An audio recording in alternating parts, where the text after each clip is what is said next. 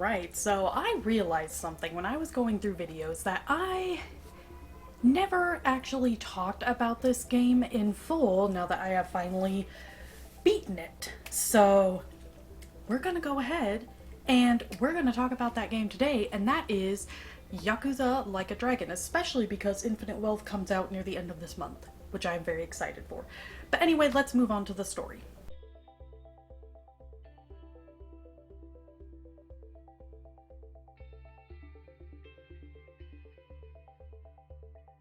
So to get the very basic of the story, because like any Yakuza game, there's a lot going on and a lot of nuances and everything. So just to get the very basic, you are playing as Kasuga Ichi, and Ichi ends up taking the fall for somebody else who murdered somebody to go to jail, and he is then in jail for 17 years.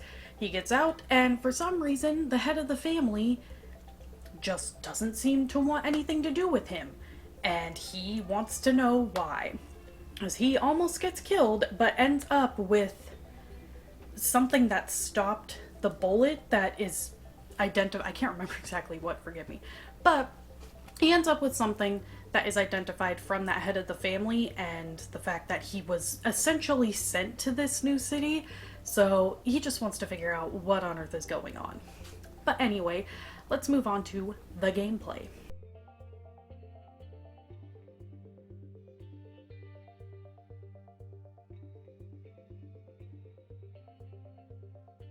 So the first thing that you will notice with Yakuza Like a Dragon, if you have played any other Yakuza game, Ishin, any of the originals, is that the gameplay is rather different in that this game has turned to turn-based more RPG strategy. Whereas in the original Yakuza games, you would just have different fighting styles that you could switch between just on the fly, and it was just a, kind of free-for-all. I can't remember the term right now, but it was just a free-for-all of you'd be in the little...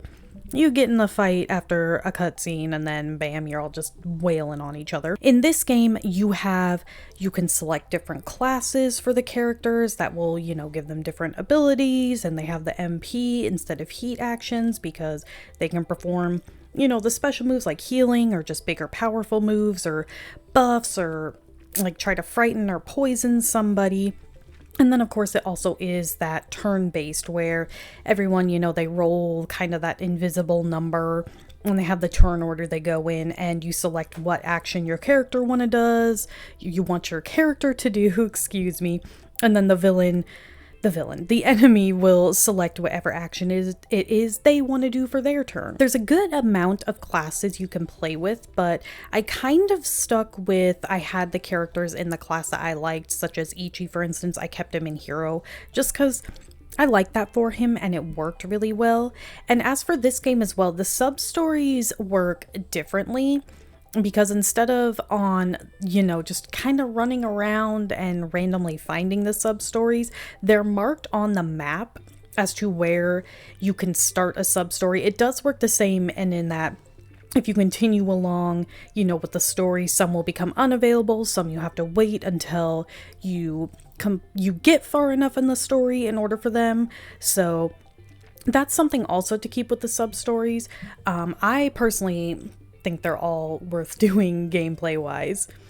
The game, it runs perfectly smooth. I was playing it, obviously on PS5, and I did not have any issues with like stuttering. The game graphically and everything looks really great, really gorgeous, and I personally am a fan of just the turn base, just to not get repetitive in that. But that is something just to keep in mind as a big thing if you played the original Yakuza and you're just now getting into Like a Dragon. And it's going to continue this way because it does make sense story-wise given Ichi's character. So even Infinite Wealth, that is coming out on the 26th, which I promise I'm not sponsored or anything by that. I've been talking a lot about it. I'm just really excited for it.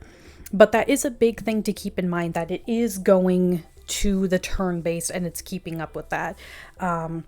That's very, you have your normal, you get your healing items and all of that. You can guard for a turn, for instance, if you need to, because somebody's doing a bigger attack. Like the gameplay, it's not necessarily anything groundbreaking, but it's good, it works. Why fix, what isn't broken?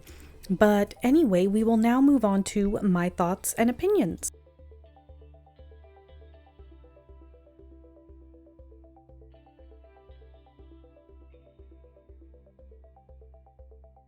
So honestly, I really love this game. This was my first Yakuza game, which can be kind of bad in a way, just because while you don't technically have to play the other ones in order to get it, there were some key moments, such as like when Mad Dog and everything showed up and like Kiryu showed up, that was like, it didn't have as much an effect on me because I hadn't played the previous games. It didn't ruin the game, it just, to me, they were just new characters being introduced, not characters that I already knew about. So, not the end of the world. So you can get away with it. But another thing is too, like I already talked about, but the gameplay style is just, it's extremely different. And honestly, I feel like that's good and it's okay considering Yakuza, it's moved from being Yakuza to now the series is Like a Dragon, because we moved on from Kiryu, we're following Ichi now. So I think a lot of those big changes and everything really work well with Ichi's character, and it's gonna like continue that series really well.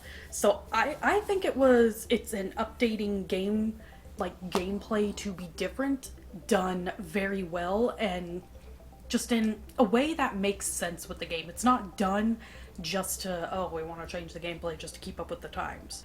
And honestly, this game, I have a little over 70 hours in this game, and I still wasn't able to complete all the sub stories. I had tried to, but there was some stuff with the sub stories, like I didn't realize how to find them or whatever, so it's kind of on me. It's not really a big deal.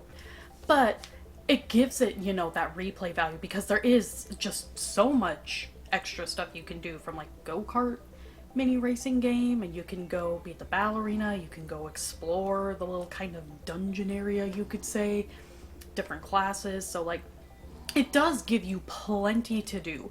And in my opinion, the sub stories, I really enjoyed them. I thought they were all interesting. They gave life to the city because it made the city feel alive, you could say, because there were like other people having issues and just these day-to-day things that had nothing to do with like the Yakuza or anything. They were living their life and it would have nothing to do with the Yakuza necessarily. So it made the city feel alive, and like all the people, they're actually had things they were doing and existing. And there was some like really kind of sad or like more serious stories, and then there was really funny ones, like for instance, happens very early in the game. This one guy is looking for his pet crawfish, and when you find the crawfish, he's like, oh cool, now I'm gonna eat it. But Ichi's like, no, I'm attached to this crawfish now, I'm taking it. So you take the crawfish, and then it becomes a companion that you can call in on the phone as like just a little extra if you need some help with fighting. It'll like do some damage, but like just funny stuff like that. Like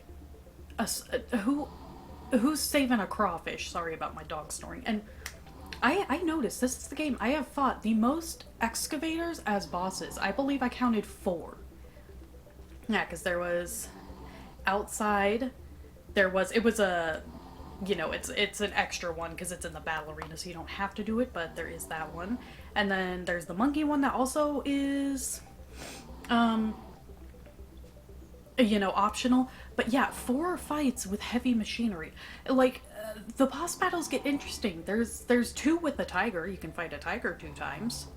That one of them is optional. The other is in story, but it's got a lot of character and everything. It's never afraid. Like, I feel like this is something that this company does well of.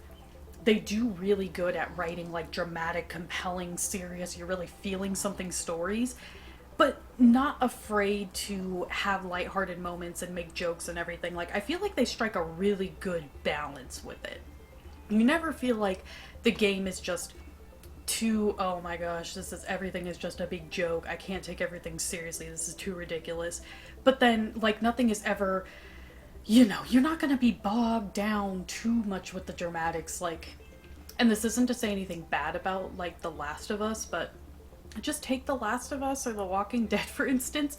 Those games can get really depressing, and they can be, for me, they can be a bit of a slog to get through because I'm like, oh my gosh, this is just getting so depressing. I can only handle so much of that. I feel like Yakuza strikes the good balance with that. So, I mean, that's something I definitely appreciate. And like, there's so many memorable characters in the Yakuza series, and you know, of course, the game, it looks great. The city looks amazing and everything. And I know I said this too with my Baldur's Gate 3 video. A lot of people, I guess, don't really like the turn-based, but I honestly have no issues with it. A lot of the times, I'm not gonna lie, I kind of, a lot of the times, especially if it's going to be more of an RPG thing, I tend to prefer turn-based just because for the way I go, which if you've seen my streams, I'm not always the best at like getting timing down in order to block good and everything.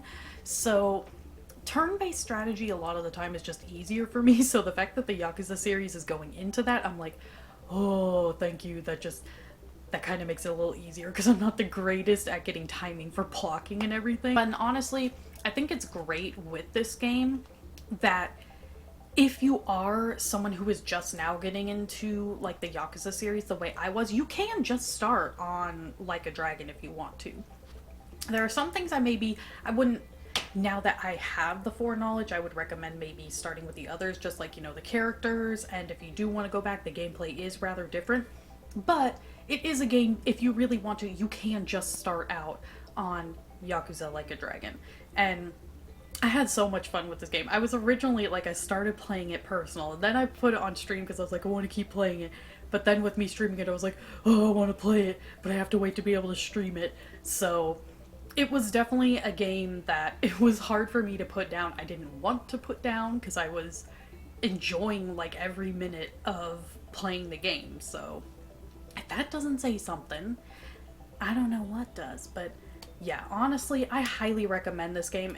Like, especially if you like RPGs or like Persona or even like GTA or something, I would recommend checking out Yakuza. And honestly, I'm gonna give this game a solid 8.5 out of 10. Very good game. Maybe a 9 out of 10 actually. It was one of my favorites that I played last year. I absolutely loved it. But anyway, go ahead and leave down in the comments below maybe what your favorite Yakuza game is or which one you started on. If you start on Like a Dragon or the original back in 2005 or the remake, Yakuza Kiwami like I'm doing. If you want to see more videos like this, go ahead and hit that subscribe button. I upload every Friday. My Twitch, which I stream, so I generally try, the schedule is Monday through Friday starting at 7:30 p.m. Pacific Standard Time, but we've been having some internet connection issues again lately because the area we live in is just bad for that. So I'm trying to keep up with the streaming, but it may not be super consistent.